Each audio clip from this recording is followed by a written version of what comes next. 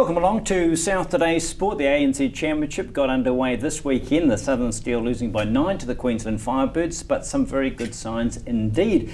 Let's have a look at the results across the board, and we can see the overall not a great start for the New Zealand franchises, with the Magic the only winner, and that was against the Tactics, who look like they may again struggle against all comers. The Mystics were well beaten at home against the Vixens. The Pulse got the closest to Australian opponents, with a 7-point loss after a poor third quarter. And the Fever, despite regular speculation that they'll get better with experience, well, they haven't on the evidence of a 14-point loss to the Swifts in the Australian Derby.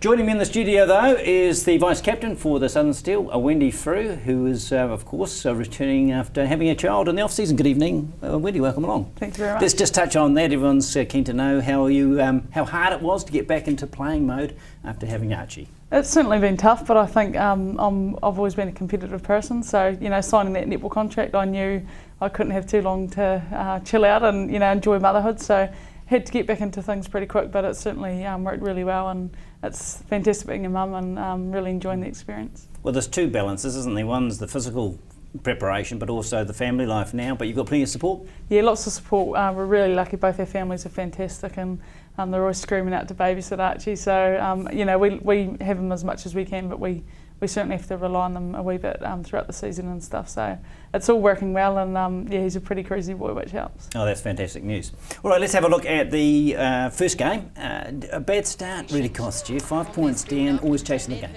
Yeah, it was a bit like that. I think if you sort of take away that, we're in the game, the whole time, and really disappointing to start like that. The girls warmed up really well, and the preparation leading into the game was really good.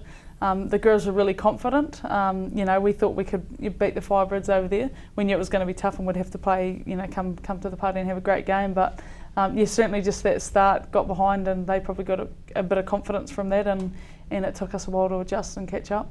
The score ebbed and flowed. You went out to 7-8 or sometimes, but close to 3. So you got within arm's length of catching up. Yeah, we got within 3 a few times, and I think when we done that it was just a silly place or pass or not in the right placement. So if only we could have just scored that next one and brought it even closer, we would have been right up there. But I think obviously that's learning curves, and at the end of the day, we need to look at the game and see where we need to improve. Do you feel you're constantly playing under pressure when you're chasing those points? You are, yeah. I think when you're the leading team, you can just worry about scoring off your own and the victory is yours. But certainly when you're down, you're always thinking about scoring off your centre pass and then having to get turnovers. And if you get the turnover, you've got to put it in the hoop. So it's a lot of pressure being down, and certainly right from the start whistle, it made it really hard on us. As I said, they got their heads up, and we probably, lost a little bit of confidence with that not scoring so early in the game. Lots of talk about Janelle Fowler, of course, and what influence she would have and how you would use her. Are you happy with the way that, or the amount of ball that you got to her? Janelle's a fantastic player, and I think she's only going to get stronger and stronger. She's certainly strong in the back, and if we put the ball into the right space, there's just no way defenders can get near her. So we've just got to keep practicing that and make sure we're giving her a good ball, because she showed in the weekend that she's a great shooter and she's really strong in the air, which is cool. Often, taller shooters, they don't have that strength, but she's certainly been working hard in the gym, and she played a fantastic game, I thought. I suppose the opposition are trying to double mark her all the time, aren't they? That's their way of trying to cut the ball off. Yeah, there'll be plenty of that going on, but I guess Jodie Brown's an experienced player, and she just will have to cut in the circle, and hopefully one will peel off onto Jodie and then pop that one into Janelle. So it's certainly, it's a learning curve, and I know now that we've had a game, all the other teams will be watching, and they've got their video stuff to watch. So we'll certainly have to keep changing our game plan and what we're going to do in there to utilise her height in that circle. Don't like to dwell on shooting stats, but they were good, because that's not the be-all and end-all, of course, netball, but it's great that she's shooting with confidence under pressure from a good opposition. Yeah, well, she certainly, both of them shot really well, and it lifts your team if your shooters are getting the balls through the hoops. That was certainly promising signs so early in the season. What about our defence? A question mark about the experience that we took into the season. Yeah, I think the D's played reasonably well. Obviously, there's always areas after every game that everyone needs to work on, but Rachel Rasmussen had a fantastic game in that goal defence, and I think she brings so much experience, and down in that unit it's really valuable, and it's all about us doing the structures and making sure we learn from it week in, week out, but also putting so much pressure on the attacks that they're going to force turnovers, which at times we did really well. Rachel continues to have her battle with umpires, or seems to. She, in a profile we did recently, she says that's just part of the game she's working on. Yeah, it is just part of the game. I think everyone's, as a player, you've got weaknesses, strengths, and we've all got them. So obviously playing in Aussie, it's a lot of adjusting to the umpires, but I think we're getting better at it. So hopefully we can get a win on Aussie soil come the next 2 games. As we saw through the results section, that New Zealand teams all fell by the wayside by taking on the Australians. So there'll be a bit of panic there, but very early days and some promising signs with all those sides. Yeah, it is early days. Obviously, we don't like to lose the Aussies, and we've showed in the weekend we've had 3 losses to them. So certainly areas to improve on them. But the Aussies are fantastic athletes, and hopefully it's different when we're on home soil and we can get a few notches on the belt with winning those. Winning against the Aussie teams. All right. Well, next up the tactics, and they got a bit of a thumping. Let's not dress it up any other way. So the key will be to focus and not just assume you're going to walk up there and win. Certainly not. We will not be going in there thinking we're going to win. We're going to go in there wanting to win, but it's going to be a hard game. They've got a good side. Unfortunately, they come off a bit of a hammering, and they're going to probably train harder this week and work on a lot more things. So for us, we're going to have to bring our A game if we want to win that, and it'll be nice to get the win, but it's certainly going to be some hard work involved in that. Just touching on a couple of those other New Zealand franchises, the Mystics lost a few players quite late in the preparation.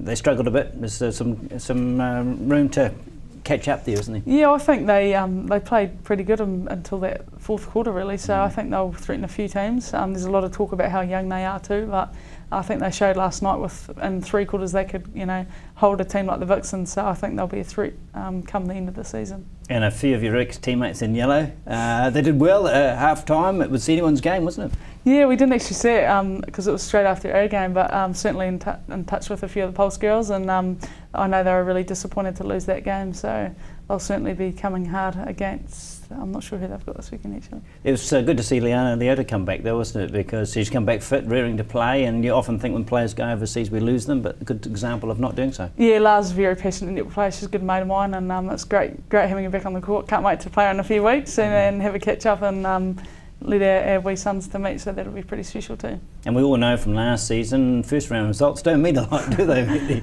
Because look what the Magic did, lost their first 4 games, then won the comp. Yeah, certainly early days, but you want to start building on some wins and getting some good performances under your belt, so that's something we'll be making sure we do in the next few weeks. And following the tactics, of course, a game in Dunedin, isn't it? So it's at least a home game for you, and if you get a couple of wins out of 3, that gives you some good momentum. Yeah, it'd be a great start if we can win the next few games and start building on that. Obviously, it'll be great playing Aussie team in New Zealand, and hopefully we can, play really strong against them and come away with a win also. Right. Well, the key thing is to keep fingers crossed on injuries, because they were untimely. They always are last year, but so far everyone's good. Yeah, everyone's worked really hard in the off season, and the management have done a great plan in terms of fitness and conditioning and stuff like that. So it's just about ticking all the boxes with recovery and make sure we're doing the things that are going to allow us to get on the court and play some good netball and last the 60 minutes. The one thing about comparing seasons to seasons is a lot of turnover with players, isn't it? Moving around franchises, it's really hard to keep track of where the strength may lie. Firebirds, I think they had 4 or 5 new players. Yeah, it's getting quite common that players are moving around a lot more. I guess it's just where there's openings in the market and people are just wanting changes in their netball style and probably their own personal life. So it's certainly interesting, and I know for me, having a year off and coming back, and I've really had to study the teams and the players, because certainly been a lot of movement since I played a couple of years back. Any change in the sort of style, pace, vigour of the game in just a couple of years or not? No, I don't think so. I think just missing that year last year, I sort of watched a lot of it still, and I'm pretty sure it's all the same. It's still fast, it's still hard, and it's still challenging out there. And exciting having that break, refreshing, did you find? Yeah, it was great. Obviously I would have loved to be out there, but for me, playing for so long, I think probably it's been good having a year off just to watch and get that passion back again, and really enjoying getting back with a new bunch of girls and new management team, and just wanting to improve week in, week out, and be a real threat out there.